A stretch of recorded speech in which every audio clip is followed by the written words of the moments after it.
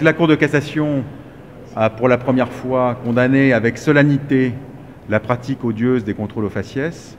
Elle a jugé que discriminer quelqu'un à raison de la couleur de sa peau, c'était constitutif d'une faute lourde qui engageait la responsabilité de l'administration, la responsabilité de l'État.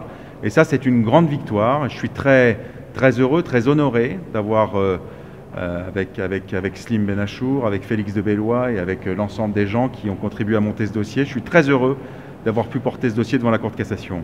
C'est une première pierre qui est posée par la Cour de cassation dans une matière qui était vierge jusqu'à ce qu'aujourd'hui, elle rende ses décisions historiques.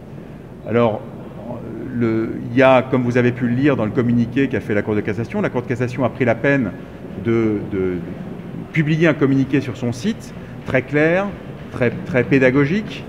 Il est assez rare qu'elle le fasse. Elle le fait lorsqu'elle a conscience de rendre une décision importante, une décision historique, ce qui est le cas aujourd'hui. Elle nous explique que, effectivement, comme nous l'avons soutenu, le requérant, celui qui s'estime victime d'une discrimination, doit pouvoir apporter la preuve de cette discrimination de manière plus aisée qu'en droit commun.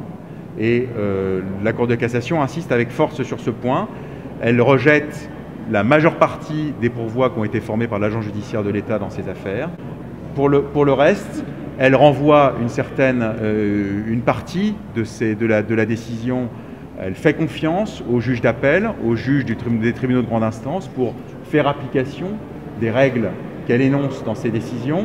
Donc c'est 13 décisions, en réalité une décision qui se sous-distingue en 13 décisions qui aujourd'hui font jurisprudence et dont je crois il y a lieu de se réjouir tous ensemble. C'est encore une fois une première étape dans la fin qui doit être mise à cette pratique du contrôle aux faciès. Et je dois dire que je suis très heureux d'avoir pu participer à cette première étape.